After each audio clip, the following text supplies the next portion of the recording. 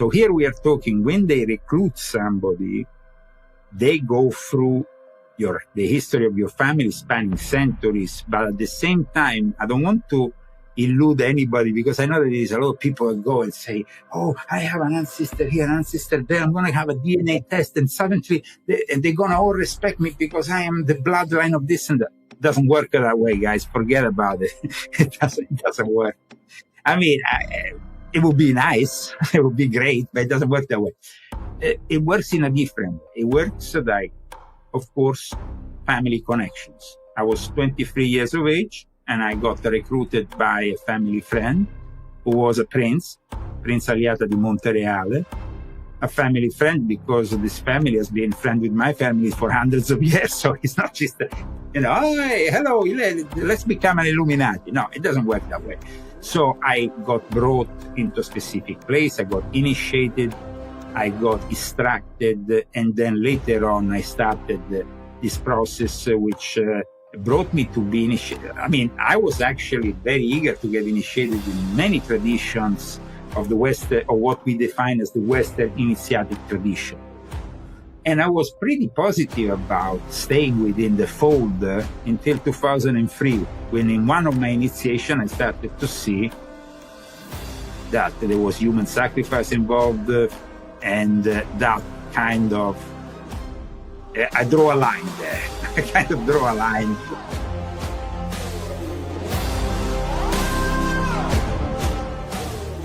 I'm Rai, your Codega, here to lead you through the shadows of the unknown. My journeys have carried me across hidden corners of the world to places steeped in wonder, whispers, and unanswered questions. Walk with me as we uncover ancient civilizations, unravel unexplained phenomena, and chase the legends that refuse to die. Welcome to CODEGA'S Codex of Curiosities.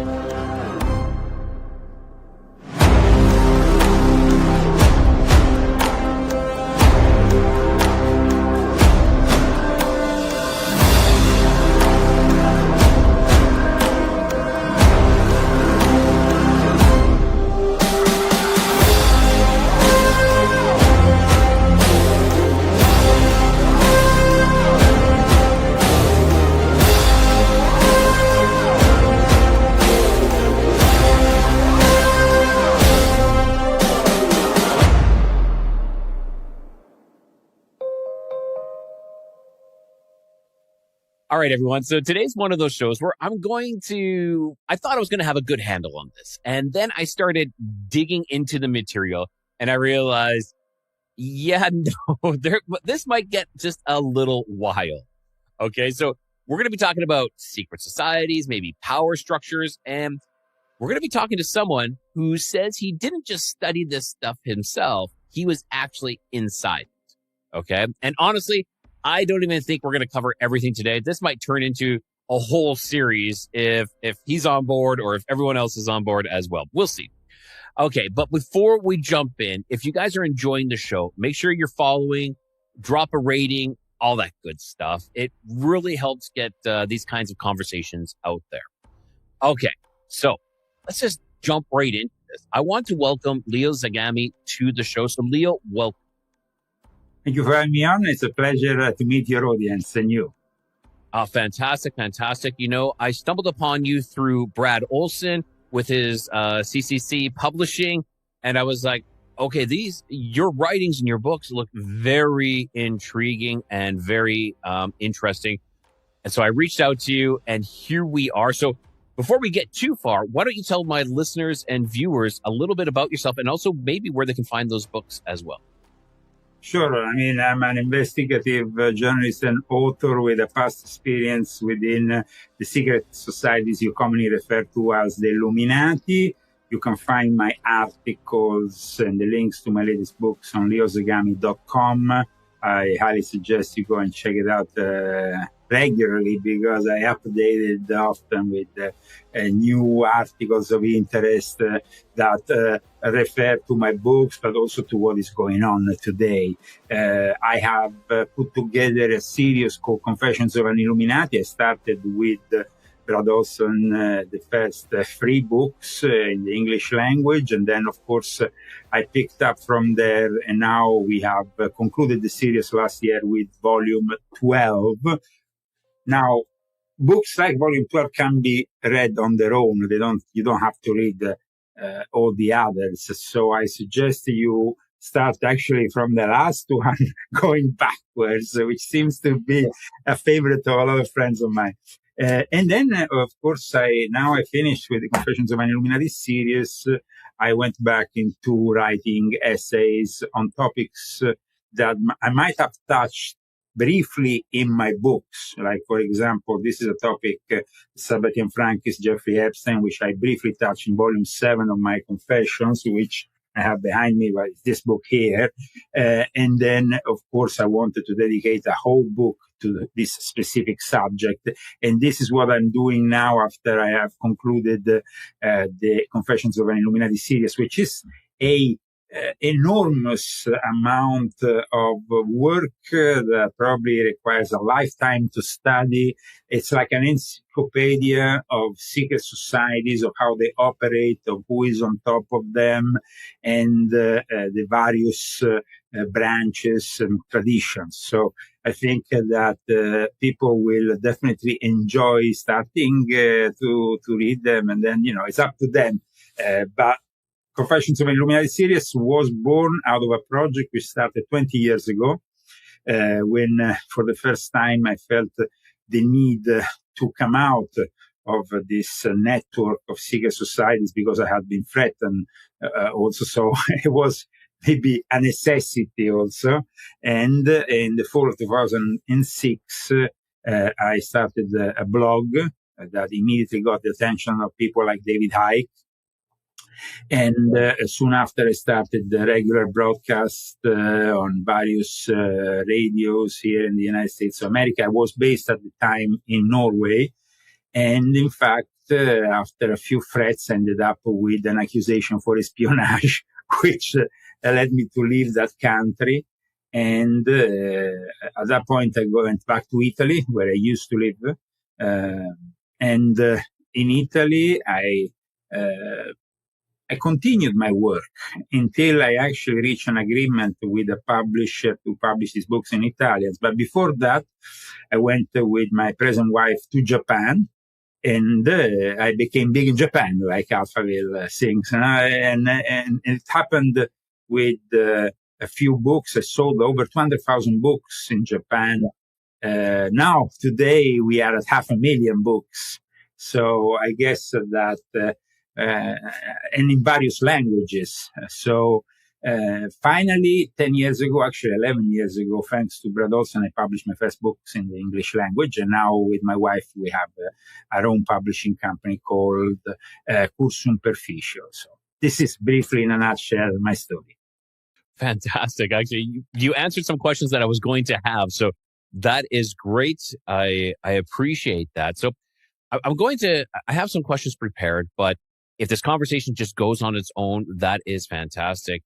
So I'm going to start with, how does someone even cross paths with that kind of network, with those kind of secret societies? Is it something you yourself seek out, or is it something that quietly starts noticing you first? Are you kind of like chosen and then brought into this? Well, it depends what kind of secret societies, or societies with secrets. Because, for example, Freemasonry, everybody knows about Freemasonry. Here in the United States, we have even the compasses square at the entrance of every town, so it's not really a secret. But there is actually secret societies that recruit, and they do it. They recruit people based on their bloodlines, on their background, at times even on their bank accounts. So it depends.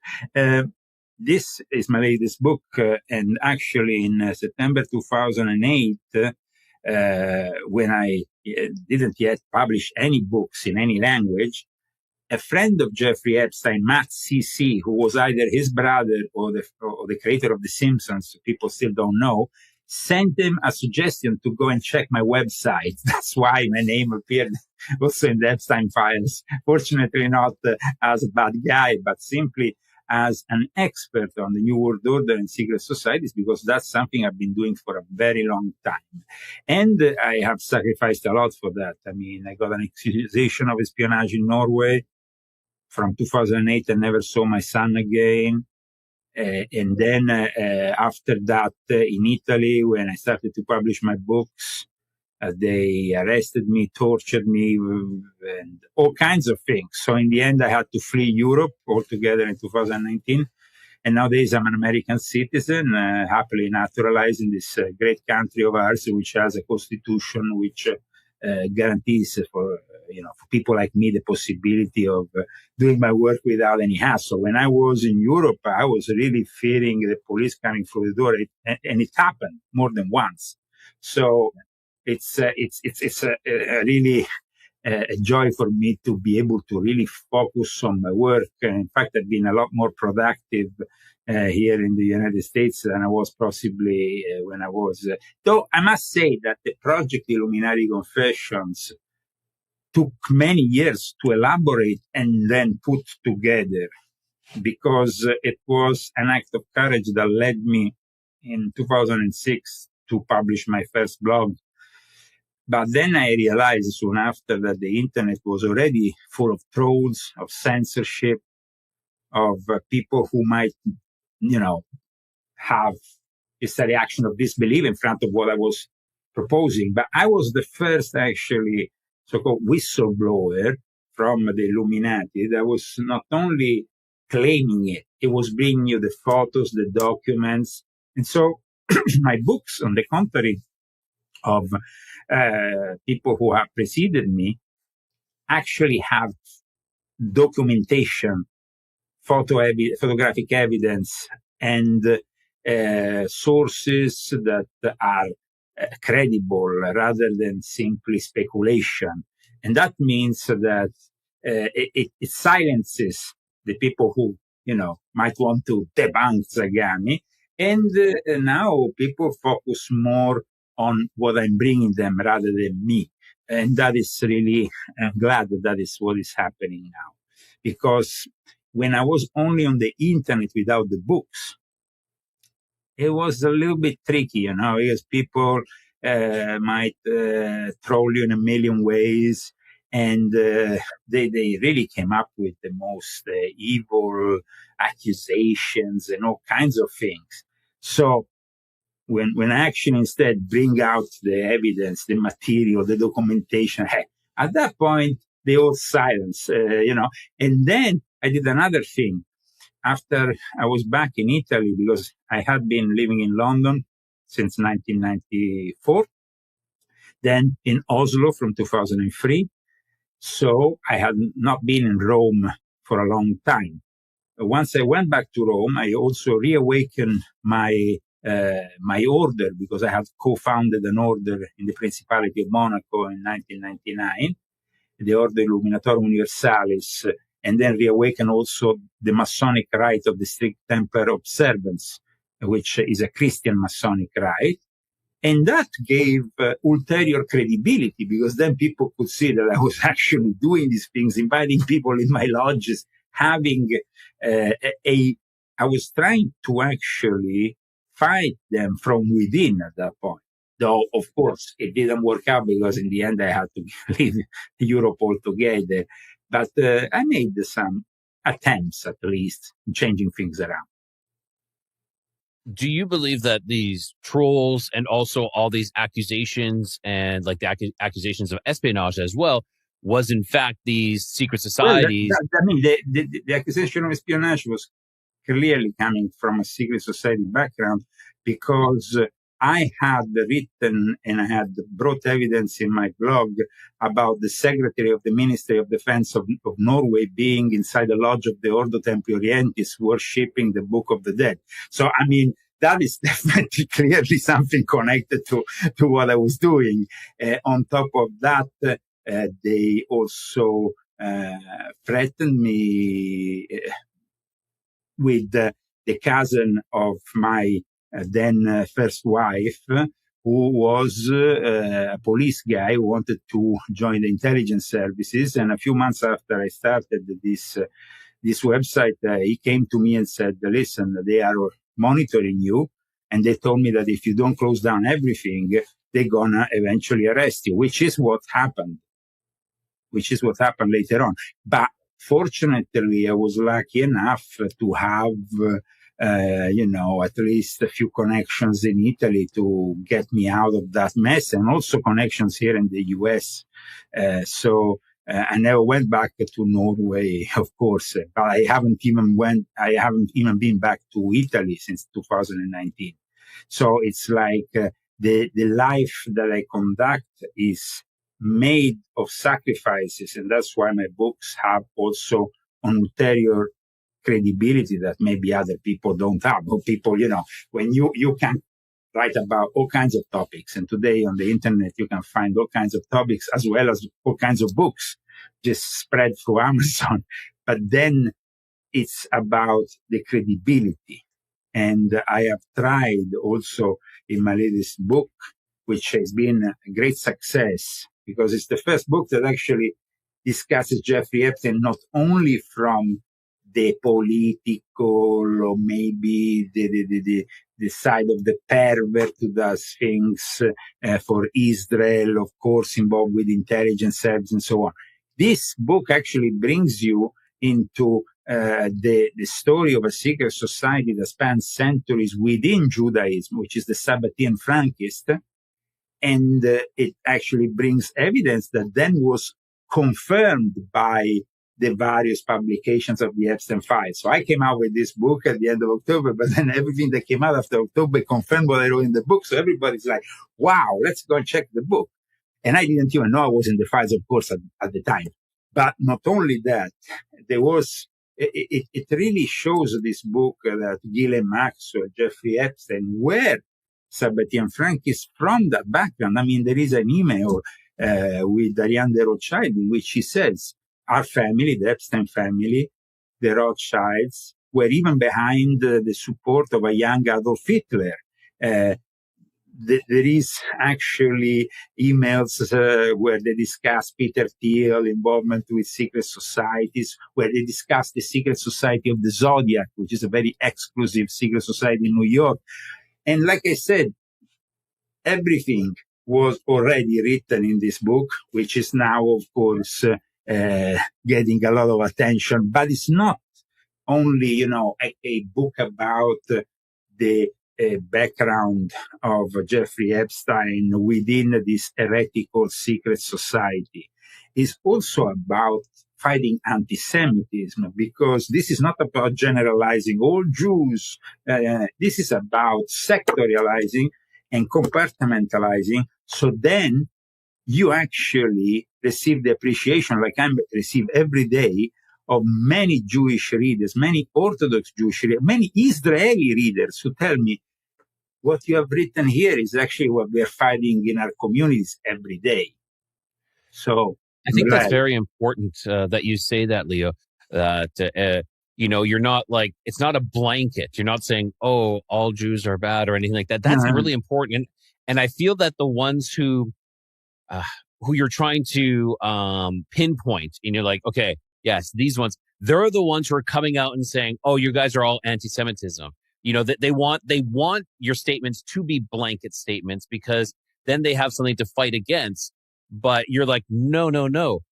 It's you. It's these ones. No, actually, you're being specific. I knew that accusation will be coming. And so from the very start, I write, without falling into the trap of anti-Semitism in the description of the book. So then it just cuts it. And I had problems in the past with the Anti-Defamation League, so I didn't want to have problems with them again.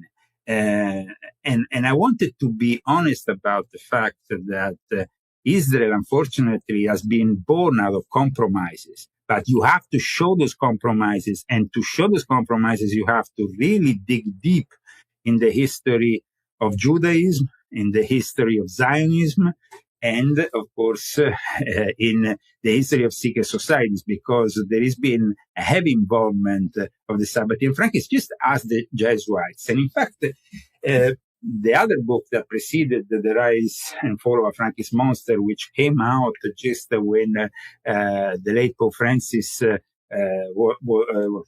basically the week he died, I terminated this book, and everything I wrote about also future Pope and the way he would behave, it was all so correct to the point that this book became also another great success.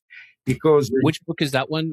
This Leo? is volume 12 of my confession, and it's okay. History, Secret Societies, and the Politics of the Jesuit New World Order and the Luciferian Court. Now, in my depiction of all these secret societies, they are led on top by two groups, the Sabbatean Frankists and the Jesuits.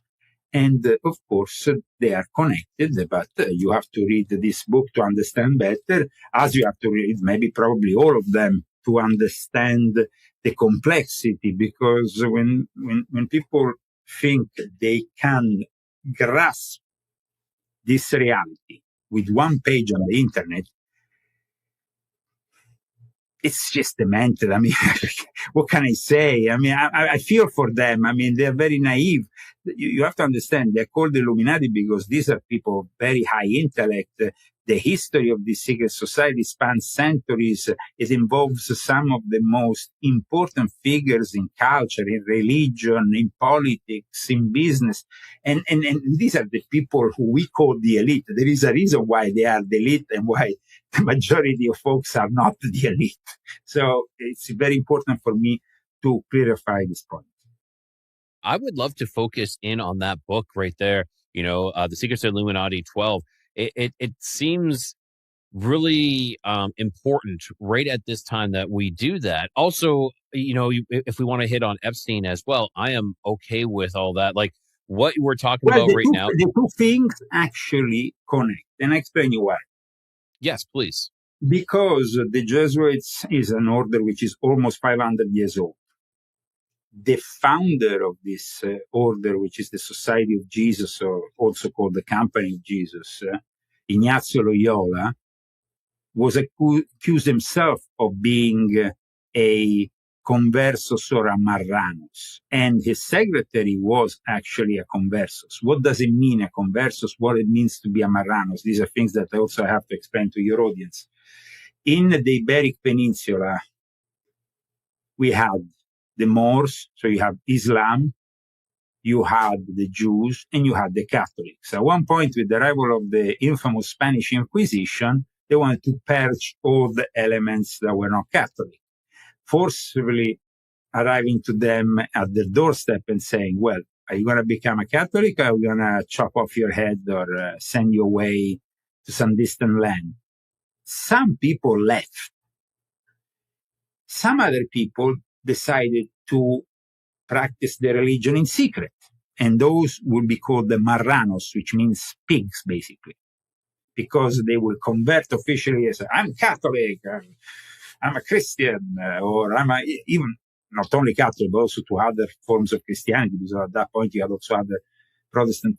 But we find that there was this way of protecting themselves. Crypto-Judaism was born, and then you had the conversos, who were supposed to be instead the ones who genuinely converted.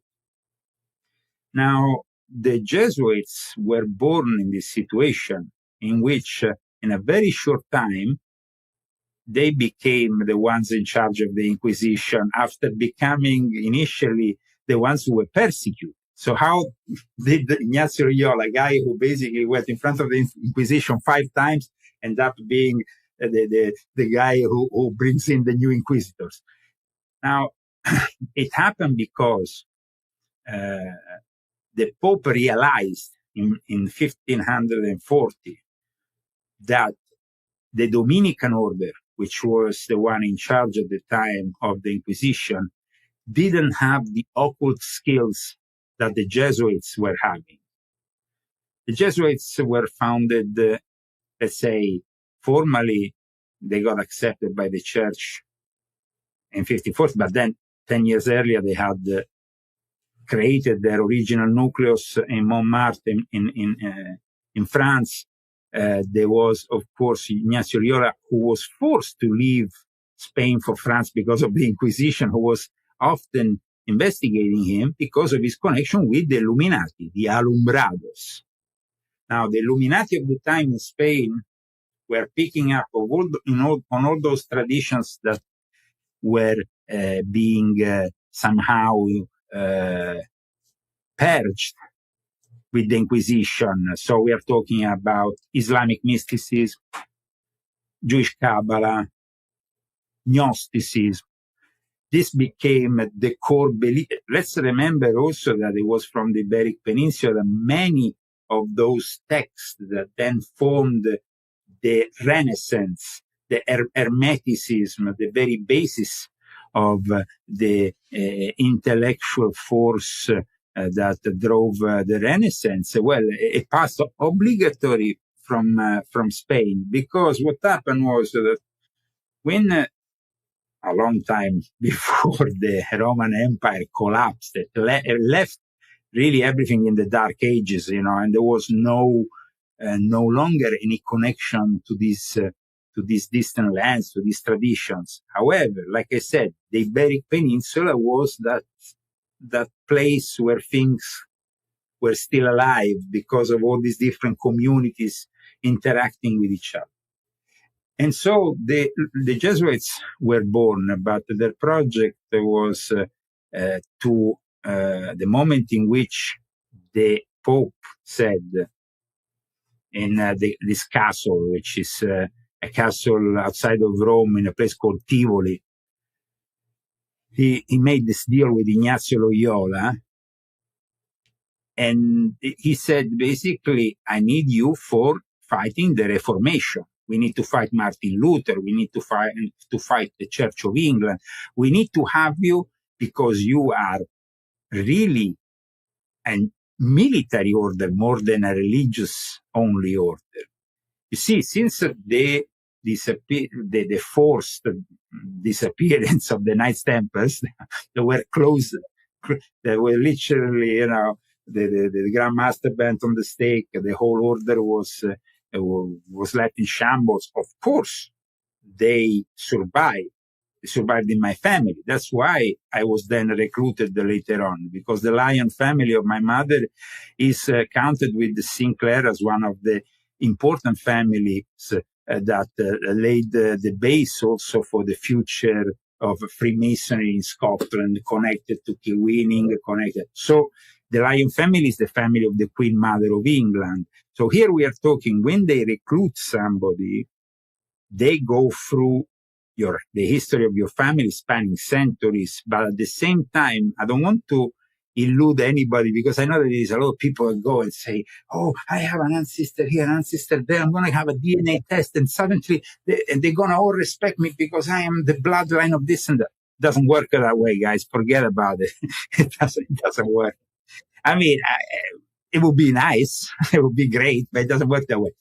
It works in a different way. It works like, of course, family connections. I was 23 years of age, and I got recruited by a family friend who was a Prince Aliata di Montereale, a family friend because this family has been friend with my family for hundreds of years. So it's not just, hey, hello, let's become an Illuminati. No, it doesn't work that way. So I got brought into a specific place. I got initiated. I got extracted. And then later on, I started this process, which brought me to be initiated. I mean, I was actually very eager to get initiated in many traditions of the West, or what we define as the Western initiatic tradition. And I was pretty positive about staying within the fold until 2003, when in one of my initiation, I started to see that there was human sacrifice involved, and that kind of, I draw a line there. I kind of draw a line. But of course, but then they didn't draw a line with me yet. So it was like an internal war that went on between 2003 and 2006. And then at that point, after I was threatened in June 2006, I said, okay, by the fall of 2006, I'm going to bring out my blog and I'm going to start hitting hard on these people, because I don't have any, I was actually expecting them to kill me. I mean, they went to an extent, to such extent, I can just describe one thing. When I was gathering all the information on them, I had a Mac computer. And at the time, Mac was an impregnable computer. You couldn't get a virus. You couldn't get anything that they were able from a distance, because of their involvement with the NSA, with other, to literally blow up the computer in front of me. The actual, What? It blew up like that. Holy cow. I mean, Okay. I went to the Mac shop, and the guy said, I don't know if we can recover anything. Then it was a friend of mine who had been working with Mac for many years, who was in my lodge, who said, Leo, I'm going to help you out to retrieve the information that you have that you had in that computer. And fortunately, we retrieved it, and then we were able to bring it out in this blog partially, and then later on in my publications. So imagine what kind of situation. I mean, there was, I had special SWAT teams arriving with machine guns in Norway, pointed them at my head. Suddenly, me, kept down, and there were all kinds of things that happened that are out of this world. So I think that when people say, but Zagami makes things out, they have to first understand my background, read the books, and then they will probably understand that they were wrong, even thinking that. Definitely. And in fact, I must say that, like I said, these days, I don't even focus any longer on the Confessions of Illuminati series. Is finished. It's of course a piece of history which I leave for posterity. Now we'll be focusing though on all the various subjects which I brought up, so I can, dig deeper and deeper in them and make out of them some great essays, like the one that I published on Jeffrey Epstein. Wow, that is a lot. I do have a question. When you brought up human sacrifice and you're like, that is it. Was it something that you saw or that you were informed was going to happen? It was like I was getting initiated to a specific degree. It was the 8th degree of the OTO, Ordo Templi Orientis, of Aleister Crowley. And you are given this, you are initiated, you have an initiation, which is, of course, a symbolic way of opening the chakras, of leading the way to what they, an ulterior form of awareness, of illumination, whatever. But then you are given instructions, which are simply instructions which you are given. And at that point you go through and you say, there is this mass that is celebrated with the fetuses and stuff. I said, people eat the fetuses in a mass. So, I mean, when thing got to gross me out, I said, no, thank you. I'm not into this, any longer. It's not of interest for me. But I repeat, it's like, people who are in the lower degrees of that, I mean, that is only one of the secret societies which I belonged to at the time. But I was also responsible for the Fraternitas Rosicruciana Antigua, which is very popular still in Central and South America, founded by Arnold Krumheller, who also was connected to Aleister Crowley, because Aleister Crowley was elected chief, let's say, of the worldwide Illuminati in the middle of the 1920s in Germany. And that is when he became in charge of the Ordo Templi Orientis, which had been created between Austria and Germany. And the interesting thing is that their teachings came from the secret society that was filtering the teachings of the Sabbatean Frankists, the Asiatic brethren of a guy who brought these teachings in this Asiatic brethren was Moses Dobruska, who was the son of the cousin of Jacob Frank. Now, for those who don't know what the Sabbatean Frankists are, they are simply, and here I have to again describe everything in a nutshell for reasons of time. In the 17th century, Shabbatai Zevi declared himself the Messiah. Then in 1666, he was forced by the Sultan of the Ottoman Empire to join Islam and to reject his prior beliefs. But then he remembered what the Conversos and the Conversos and the Marranos did. So he said, okay, I'm going to convert to Islam, but then I'm going to continue in secret my practices, even if, they have nothing to do with Islam. And that is the beginning of the Dogme.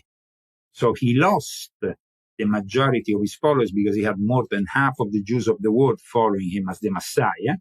But his sect became highly influential, based mainly in what is today known as the island of Thessaloniki. And at that point, they became history changers, like the successor of Shabbatai Zevi was a guy called Baruch Russo. Still, he wanted to keep this Jewish heresy within the Islamic frame of the Ottoman Empire. But then his successor, Jacob Frank, who claimed to be the reincarnation of Shabbatai Zevi and was recognized as such in Thessaloniki, he came from Ukraine, from Podolia, the area which includes Ukraine, Moldova, and then parts of Romania. And then Eastern Europe, you can go up to. All that area had been affected by the Sabbatians, but it got even more affected by Sabbatian Frankists, because then, of course, Jacob Frank started his own branch, gradually distancing himself from simply a, conversion of Islam. He said, no, that's not really what I'm aiming for. Let's go back home, and I'm going to convert and bring 20,000 of my sect members to convert to Catholicism. And that is the Sabbatian Frankists became even more insidious than the Dogme in a way, but they still kept connections with the Sabbatians, of course, because they were a Sabbatian, part of the Sabbatian heresy. And historically, what happened was that they became extremely influential, though, in the realm of secret societies, because the knowledge that they were bringing, this heretical form of Judaism, which had to do with the Kabbalah, but a Kabbalistic interpretation that was completely satanic and reverse, and a total disrespect of the Mosaic laws. Just to give you an example, one of the ancestors of Anton LaVey his ancestors, his family came from Thessaloniki, from Salonika. He was a Sabbatian, Frankist, before being a Croilian and then the founder of the Church of Satan. So just to give you, a brief insight, but even the Ordo Templi Orientis of Aleister Crowley was claiming in its official documents, which I received when I was initiated, that they were deriving from the Asiatic Brethren.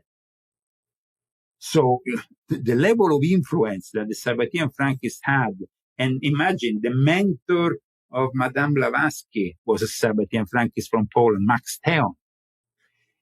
The mentor of Eliphas Levi was another Sabbatian Frankist from Poland. So every single person behind even the word occultism, because it was popularized by Eliphas Levi, or everything that happened with the Theosophical movement, which led the basis of modern Satanism in a way, because then Crowley could have not activated his popularity if not through the large network of the Theosophical Society within the then very important British Empire. So here we have definitely a situation of great influence. And for that reason, when I also put together my essays, my work, I also do it always from my own experiences and background, which keep on resurfacing, because I joined the Freemasons in Italy. It was an irregular branch. You have regular and irregular. The regulars are the one recognized by the United Lodge of England.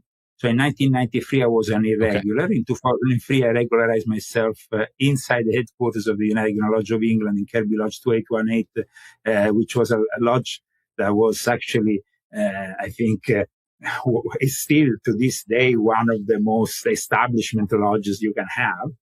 And then I, in the meantime, I had to become the head of this Aula Lucis Cariostro in London, directing the whole of the fraternity, and also working for the Società Rosicruciana in Anglia, which has also an important branch in Canada and in America. I also was part of the Canonbury Masonic Research Center with the Marquis of Northampton. So this is part of an elite unit of about 50 Masons who were really serious about Freemasonry. So I was an historian within that context. I wasn't simply a guy who got initiated, but I was eager to get initiated because I think that you need to experience certain things. So I went to the Middle East to experience certain initiations, Sufism, directly from the source, and at times also, of course, risking my own life in the process, because if you are in Russia, in the middle of nowhere, or you are in the Middle East in the middle of nowhere, or you are nowhere, I mean, it's always a little bit risky, no? But in the end, I think that God had plans for me. So if I'm still here, it means that he likes my work. I think you're doing good work, like exposing and bringing light to the Illuminati. It's kind of like the irony of that statement. I think it's very important that people actually come to understand this controlling hand that is hidden. Like you said, there were so many that were operating and being these consultants that there's many out there that are actually controlling the direction of our world. And many people don't believe that. They'd rather just sit in front of the TV and just watch their Netflix. Yeah. But because there is also been a lot of disinformation that has been deliberately spread. For example, in regards to Freemasonry, the typical form of Freemasonry you find, for example, here in the United States, is more or less a social endeavor of sorts, where you go to a town and you have the sheriff who is a Freemason, the doctor is a Freemason, the lawyer is a Freemason, and then you are simply part of the town's establishment by becoming a Freemason, just as you would become part of the town establishment by joining the Rotary Club or the Lions. So it's more of a kind of, while instead, if you are joining a irregular, between brackets, lodge, or a influential lodge within a specific obedience that focuses on certain things, it's a different thing. It's a completely different matter. There is Masonic lodges even in the Vatican, and people don't know about. And very few people have access to these lodges, of course, because they are within a place where officially Freemasonry is banned.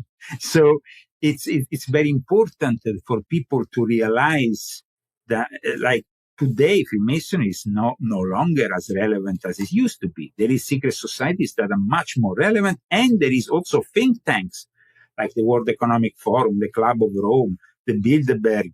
These are much more influential. In Volume 12 of my Confessions, I explain the secret history, Volume 12, I explain the secret history of the Bilderberg Club, how it was created by the Jesuits and the Freemasons during the last part of the Second World War, to then be of support to the birth of the European community and then the European Union. So, but the thing is, I don't make these statements out of thin air. I bring you the names, the addresses, the photo, and everything. So then you can put your mind at ease, because once you go at the end of the book, you always have hundreds of references and sources. Now, when somebody tells me, oh, but you have put as a source a blog, that blog has been verified, cross-referenced with another source before I insert it.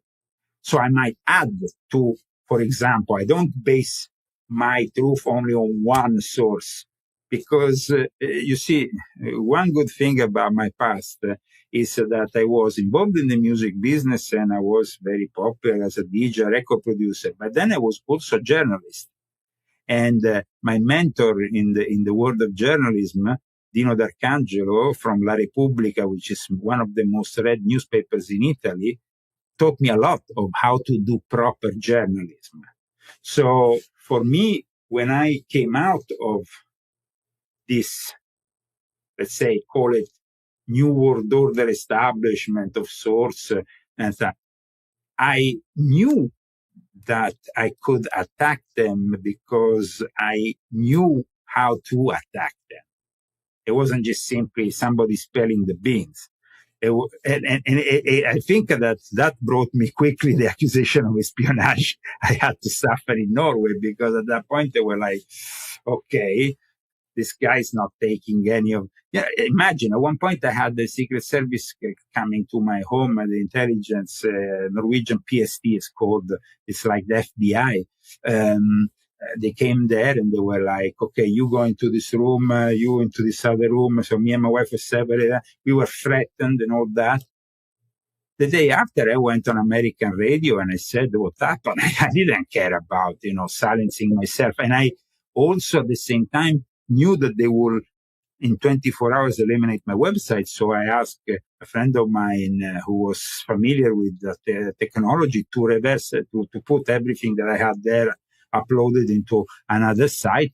And so to get this thing to survive.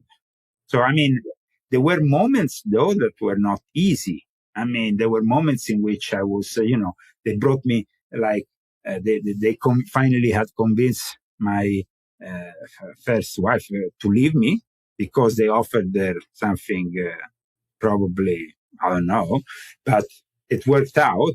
And at that point, I found them at my door and I said, where is the mandate of the judge? Don't worry, come on with us on the car. And they made me go around the building with the car, around this whole area with the car until they received the judge's permission. So they arrested me even without a mandate, waiting for the mandate to arrive. So it is pretty serious when you think about it. But going back to what I was exposing, when I was living in Norway, I was exposing the most powerful form of Freemasonry there is in Scandinavia and probably in the Western world, because they hide very well. They are known as the Swedish Rite. It's only open to Christians, which is very unusual for Freemasons, which call themselves universal. And since the unification of the moderns with the ancients open to all religions, that's how also the English Empire managed for a long time, to have a balanced society. Because if we follow Kipling's poetry piece, you can put for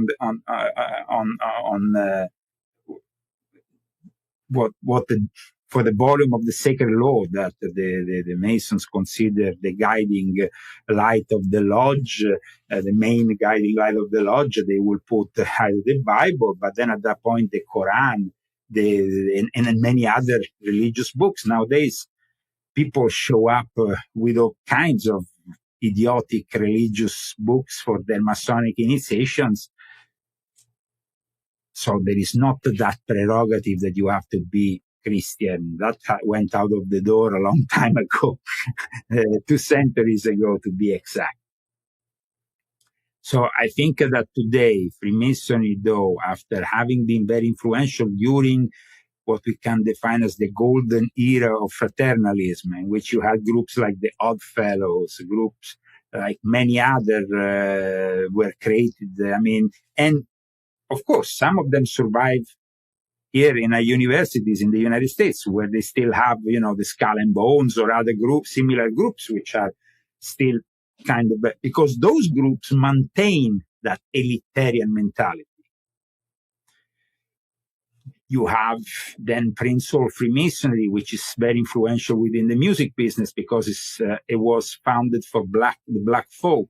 It was a liberated slave who founded African Lodge after having been liberated, Prince Hall, that's where it starts.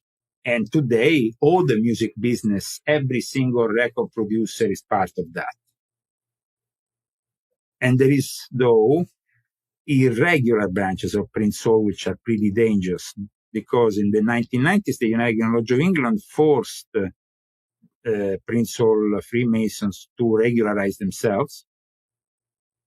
But then, of course, there is still, then even within that kind of milieu of African Americans, those who want to have their own very elitarian lodge.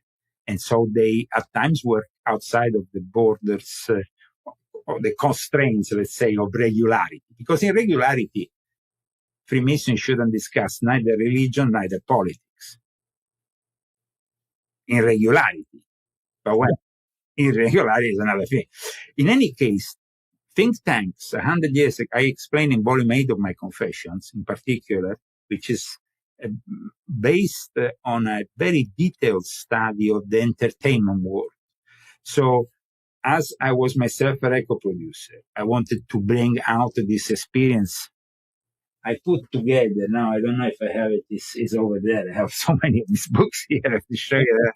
It's a volume 8 of my Confessions is basically a book where I talk about Hollywood, I talk about the entertainment world, and the influence that these secret societies have. The Sabbatean Frankists in particular, they became almost the founders of Hollywood, of that Hollywood Babylon. In fact, who are the major producers of Hollywood? Sorry, Jewish people, but they're not your usual Jewish folk. But they are pretty liberal, pretty secularized, pretty progressive. That is Sabbatean Frankism. That is the fruit of the Jewish Enlightenment, as they say. So it's very important here to understand that when they say Illuminati, the Illuminati of Adam Weishaupt that were formalized with this name in 1776, constituting themselves in Ingolstadt, where there was also very important, as in this context of Jesuitism, because the Jesuits had there one of their leading universities during the fight against the Reformation. So Ignazio Loyola, the founder, had sent there his best. But then Adam Weishaupt came in when the Jesuits were persecuted even by the church. At one point here in the Vatican, they realized that this order was pretty dangerous. So then they kicked them out. In the 1770s, they were kicked out of the Vatican after they had been kicked out from Portugal, from, every single empire didn't want to have anything to do with the Jesuits. They were too dangerous, too insidious, too manipulative, And so what happens? That the Pope gets convinced that he has to do a bull to kick them out. Well, at that point, the Jesuits survived thanks to the protection, unlikely protection, because he's an Orthodox, of the Russian Empress. But where did they survive is very indicative. They survived in Podolia, where the Sabbatean Frankist heresy was spreading as wildfire. And in fact, the crazy thing is that Jacob Franco was, after he got these 20,000 Jews to convert to Catholicism, he got arrested by the Catholic Inquisition, and he got sent to a monastery, which I explain also when people, for example, see the famous photo of Ghislaine Maxwell and Jeffrey Epstein blessed by a Polish Pope, they are like, what the heck is that? Why? But then this Polish Pope was a guy who revered what? The Holy Mary of Czestochowa, the Black Mary. And Jacob Frank, for 12 years, almost 13 years, he was in the monastery of the Holy Mary of Czestochowa. And that's where he has his illumination to include and transform the Holy Mary of Czestochowa in his own vision of the Shekinah or Shekinah, which is the female aspect of God in the Jewish tradition. So then, in Jeffrey Epstein context, because Jeffrey Epstein spent a lot of time in the Vatican. And this also came out from the emails, and people were like, how did you knew all that from? I said, don't worry about it. It's like forget about it. Yeah. Jeffrey Epstein was a guy who came from a family who himself, says to Arian Rothschild, was the banking families who has a palace in the center of Vienna. In fact, if you go on the internet and Google, you will find the Epstein Palais in the center of Vienna, still today. It's a palace. Fantastic palace. Just go and check it if you want, and you can see it. Yeah, I'm going to write that down. I'm going to pop that up onto the screen so everybody can see that. Yes. His great-great-great-grandfather, Leopold Epstein, was the guy in charge of the National Bank of the Austrian Empire, then Austro-Hungaric Empire. And then his ancestor, there was another ancestor who was the guy who built that palace. But then what happened is that we all know that in that period there was the first big depression. And so if you go and check, the Epstein lost all their money and they were forced into moving to America. But the interesting thing is that there is two branches of the Epstein family, and the way they made money is very interesting. But nobody talks about this. The interesting thing is that nobody wants to talk about the roots of Jeffrey Epstein, even after his own emails have proven that he is not the son of nobody from Brooklyn, but he's the guy who comes from one of the most powerful families. There were two branches of this family, one in Poland, where the Sabbatean Frankists became very influential. The other one was in Vienna. But before that, it was in Prague. Prague became also the stronghold. Prague was the city of the alchemists, was the city of magic, was the city where the rabbis had attempted the making of the golem. So this was a very important place. The making of the golem, by the way, it's very important because it influences also the birth of Frankenstein by Mary Shelley. And that's why this cover, it's not just a simple thing. When it says, it's Frankenstein, Franken as Jacob Frank, because the husband of Mary Shelley was himself a member of this Illuminati. And it was very symbolic. In fact, Professor Frankenstein, where did he take where did he study? In Ingolstadt, the University of the Illuminati of Bavaria. So here it's all connected, you see. It's not like there is an element. It's crazy how much this is all connected. Like Sure. You start pulling all these strings and drawing in all these strings. It's crazy. And I guess that personally, another element that facilitated my, let's call it meteoric rise within the Illuminati, because in a short time, of course, I started in 1993, but by 2003 and by 2006, I had become extremely influential for a guy who was very young. Now, people say today, if you are 26, you are too young to do anything. And I remind them, Adam Weishaupt founded the Illuminati. People back in the days of 26 were geniuses. They were changing the world when they were 20. Today, they are. It's just the wrong way of extracting them in these academic situations, these universities that seem to be a construct of the society and a system which is though failing, because once they come out, they are not even capable, most of them, of doing anything good with what they have learned. It was a very different situation back in those days, in which you had to quickly realize who you were, in which you had to fight wars already at a young age, or, recruited in some military. And so things were very different. And people were also much more intelligent. I'm sorry to say, but that's the truth, because they were not, checking every 2 minutes their mobile phones or finding their information on Google. they would be going to libraries, they would be studying, they would inventing things. I could not agree more with you on that, Leo. I always say that I believe technology is dumbing us down.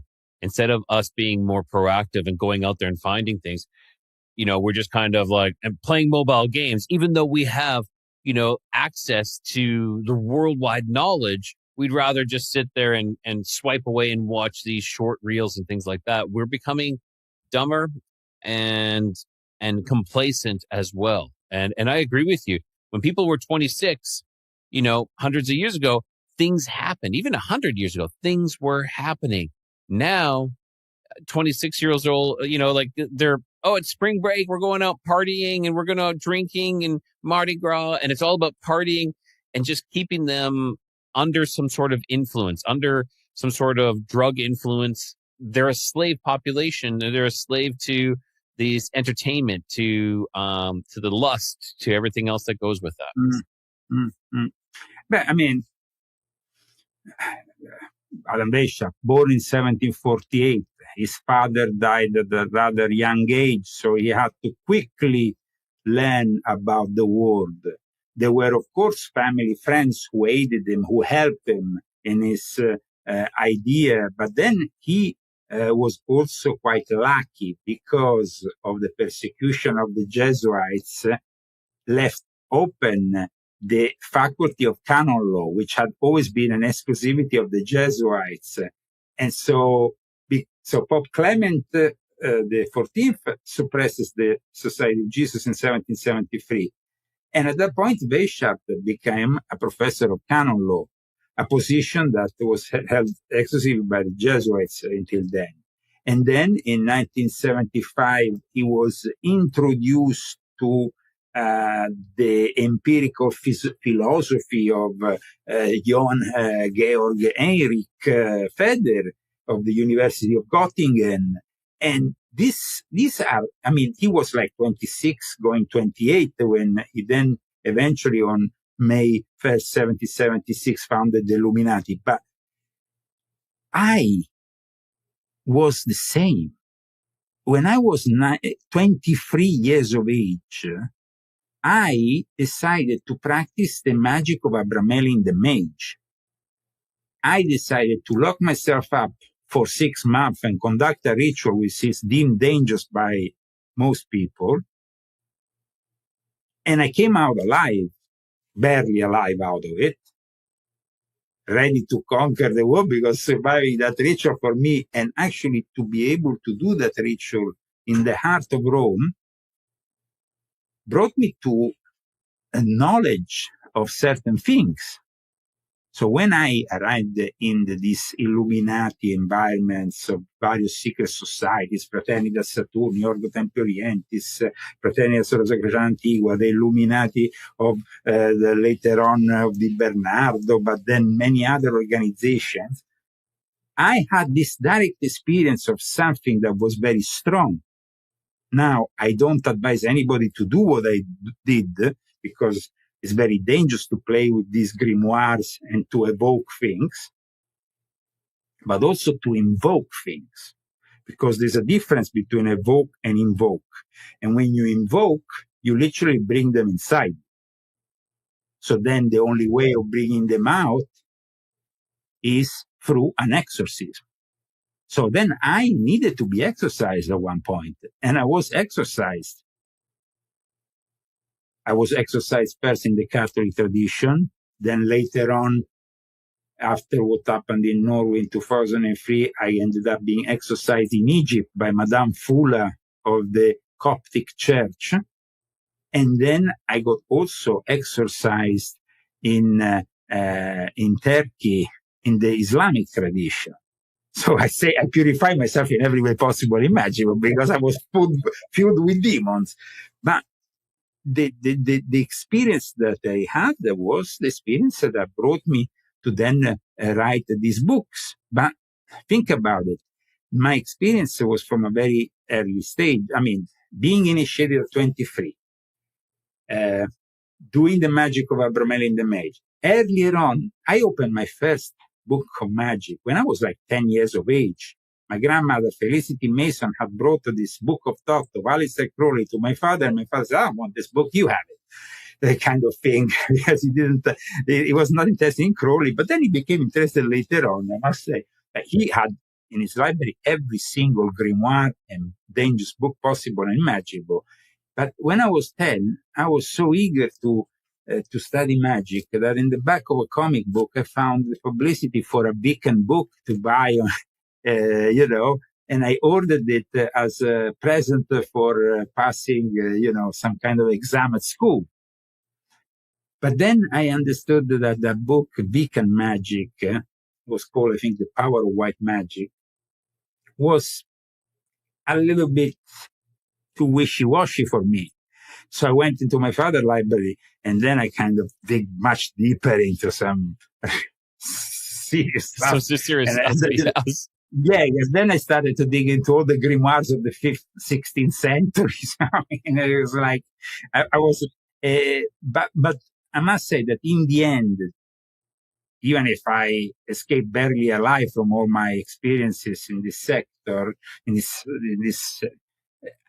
I still think that this experience is important for warning people of the dangers of all this. Because you were talking about now the Vatican has just called, for a new yearly event filled with exorcists. They say that every diocese should have an exorcist. There is highly requested because people are simply playing too much with Satanism, with the Ouija board, with the tarot cards, with the spiritism of sorts, magic. You mentioned in Mexico, brujeria, but then you have all forms of animism that are present in Central and South America. Because the Jesuits arrived and they didn't eradicate what they found. Simply integrate. That's what the Catholic religion has always done. Let's integrate. Let's bring them into the fold. What is the name of your deity? Okay. We make him a saint. Or we transform the Isis into the Black Mary. We transform Aphrodite into another. It becomes all part of Christianity because Catholicism was born in Rome. And when Rome accepted Christianity as their state religion, well, it came at a cost. They couldn't simply eradicate thousands of years of traditions of other religions. If you think about it, St. Peter's is built on the temple, on a temple of Mithras. And the Mithraic religion. All this is, but we as Freemasons, I was a 33rd degree. I had to study all that, but I had to also study many other things when I joined the various secret societies that, in a way, it was enlightening. My young age was spent, though, with probably the wrong values.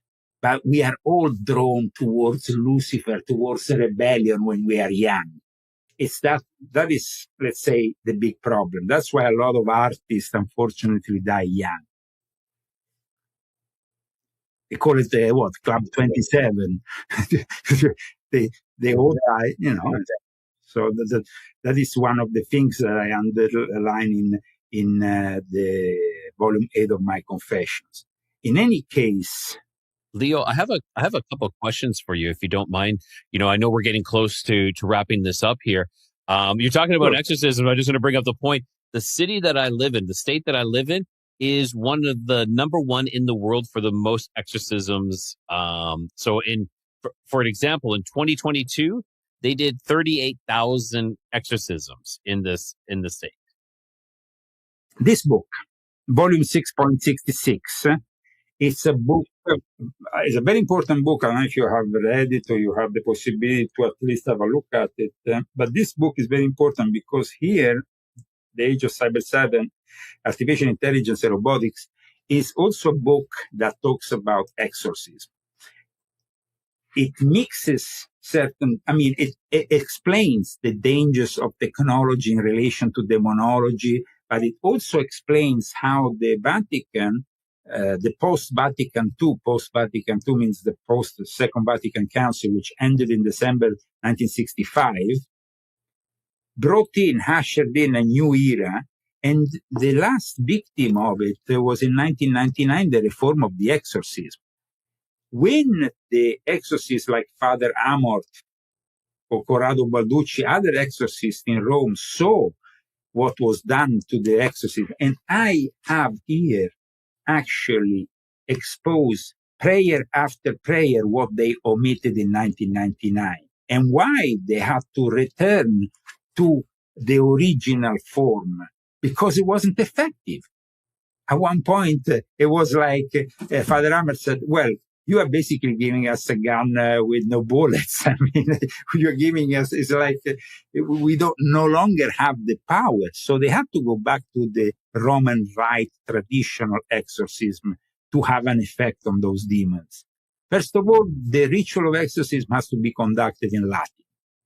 There is no way you can conduct it in any other language. You can eventually try, if the case is not too strong, you can try with some prayers known in Latin. I did it myself in a case, because then I became myself involved in exercising a couple of times.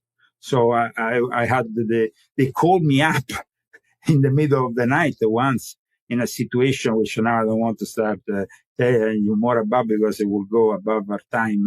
But I ended up with this black fellow who came from Africa, who was completely possessed, because voodoo comes from Africa. The tradition, the animistic traditions of Africa are very intrigued with black magic, with some crazy stuff. This guy was literally levitating from the bed. It was like, whoa. And I arrived there simply with a holy element, which was a piece of the bandage of Padre Pio, the famous saint now, who was also an exorcist, who used to have the stigmata, so a piece of his bandage, and I recited the prayer, and the guy was fine. There were other exorcisms in which instead we had to go through the whole process. So, I mean, it is definitely possible to exorcise also for somebody who is not formally a priest, though I had been also made a priest within the lodges, because they have their own Gnostic lineages and priestly lineages of Antiochian stuff that they give in certain Masonic rites like Memphis and Mizraim, which are deemed mostly as irregular, but still practice. And also in these so-called Gnostic churches, there is people who practice exorcism and so on. But it's always been a very challenging experience, fighting the devil, fighting these demons. Yes, I agree. That's it's a forever battle that keeps going on. One last question I would like to touch on. We don't have to go too far into it.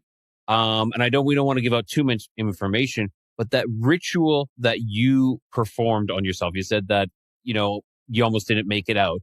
What was that ritual? What had anything to do with the ethers by like Aleister Crowley, or what was that ritual? Aleister Crowley did the magic of Abraham in the Mage because his mentor was MacGregor Matters, who had translated for the first time in the English language the magic of Abraham in the Mage. And so Aleister Crowley his mentor was in the Golden Dawn, MacGregor Matters.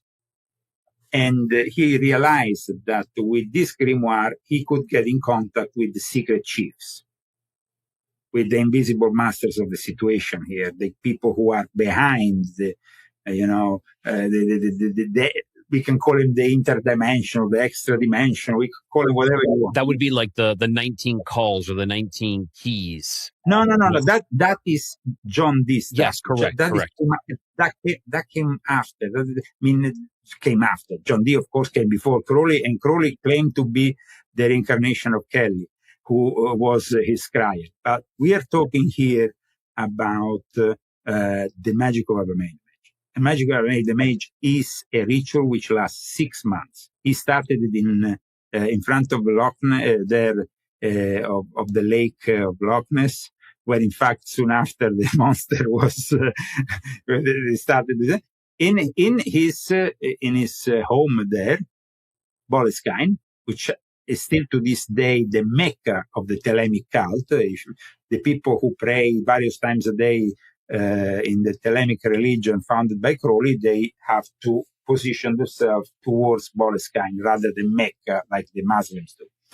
Now, in Boleskine, he started the ritual, but then soon after he found this woman, Rose Kelly. He decided to interrupt the ritual and go on a honeymoon. And then within the Great Pyramid of Giza, he did all things that are not supposed to be done. Interrupting the ritual is not supposed to be done. Then he goes into the Great Pyramid and he used the invocation of the Boneless One, which was another ritual he had translated and published with MacGregor Matters, this Goetian ritual.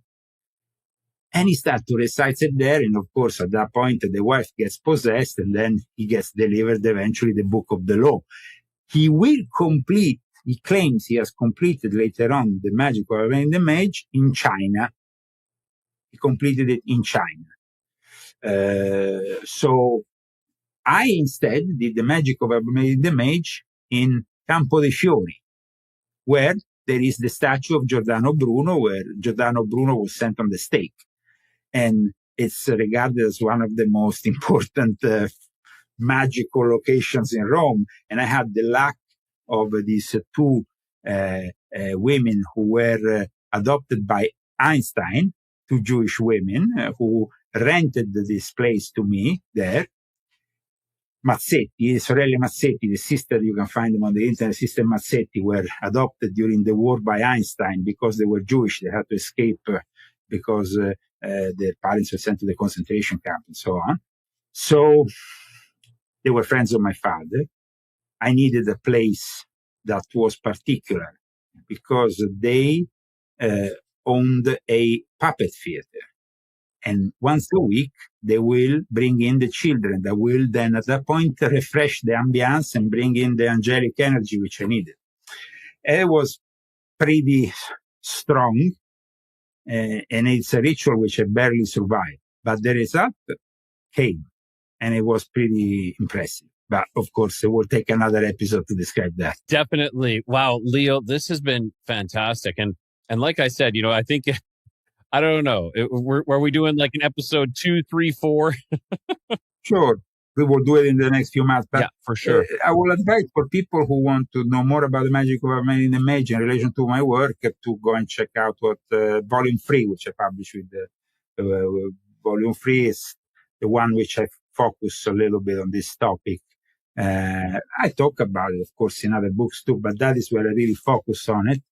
And of course, it's very impressive the way that you are able to dominate then the demonic once you are finally through this ritual, which is what I was trying to do. The problem is that these are basically aliens. So at one point they appear in front of you and you are petrified. And at that point you're like, ah! But of course we will be discussing that another time. And thank you so much for having me on. God bless you, your audience, Rai. Yeah, Rai, for sure. And Leo, one last time, where can they find all your books and, to find you as well? Today we discussed a lot of the Jeffrey Epstein book, which is the latest bestseller, The Rise and Fall of Frankie's Monster. We also discussed, of course, there is a trilogy dedicated to Cyber Satan, which is volume 6.66, volume 7, and volume 9. Cyber Satan is another topic which I would like to touch in the future. You can find all my latest articles on leozagami.com, together with the links to my books, which of course you can find also on Amazon. And I think that people needed to read these books and get them in paperback rather than in digital form, though they are available on Kindle because I know it's handy. Remember, guys, paper, scripta manent, as the Latin used to say, because we are living in uncertain times, and soon, the whole internet might be wiped off, or something terrible will happen, and we will no longer have access to these things, which, so it's better to have the old-fashioned books. At least I prefer it because I do too. Like very much. Yeah. Well, Great. Leo, thank you so much for your time. And I really would definitely love to talk to you in the future, in a couple of months' time. I'd definitely love to have you back because I think you have so much information. And we just. And I will have, in 2 months' time, I want to anticipate already now, I will have a great surprise. I'm looking forward to it. I can't say more. Okay. Fantastic. Thank you so much, Leo. Fiat lux, as they say. Let there be light. I like that. That's a great way to end. All right, everyone. I want to thank Leo for coming on. Wow. What a show. So much information. So much darkness with it, too. Those secret societies they're infecting everything and everyone as well. They're in every aspect of our world, and we have to be aware. Leo is doing his best. He's writing those books, and he's letting us know what is truly out there. And I think with that information, we can actually just start to understand. So if you guys enjoyed this show as much as I did, make sure you leave a comment, give us a review. Let me know if you guys want to see Leo back. I sure do. I definitely want to see Leo back. That was just amazing. And I think we're just scratching the surface on it. Now, again, if you enjoyed it, go check out his website, buy some of his books. Really do that. I'm going to be buying probably book number 12 on the Confessions of a Illuminati. I think that one's going to hold a lot of information, and I want to take that all in. So until next time, everyone, keep your curiosity wandering, keep the light lit, and always find your way home.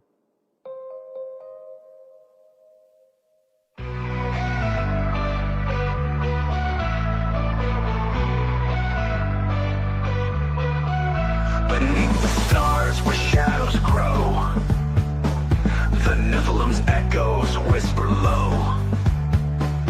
Bigfoot roams through the forest deep, and Dogman prowls where the brave won't sleep. Across lost history we wonder why, seeking the truth that time tried to hide. Keep your curiosities wandering and the light lit, through the darkness don't ever quit. In the Codex, the mysteries come, and always find your way back home.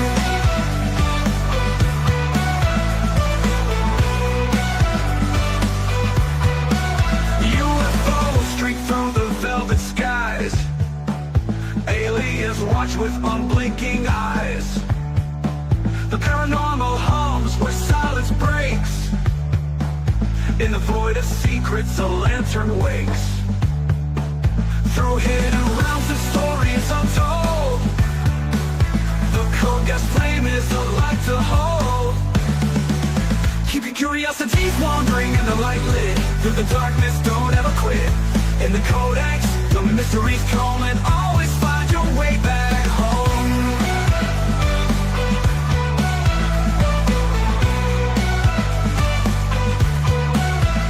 UFOs streak through the velvet skies, aliens watch with unblinking eyes. The paranormal hums where silence breaks, in the void of secrets a lantern wakes. Through hidden realms and stories untold, the Codex flame is a light to hold. Keep your curiosities wandering and the light lit, through the darkness don't ever quit. In the Codex, the mysteries come, and always find your way back home.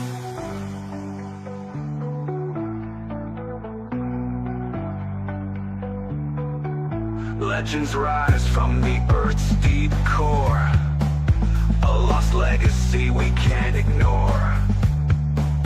With every step, the veil grows thin, revealing worlds where the strange begins. Keep your curiosities wandering and the light lit, through the darkness don't ever quit. In the Codex, the mysteries come, and always find your way back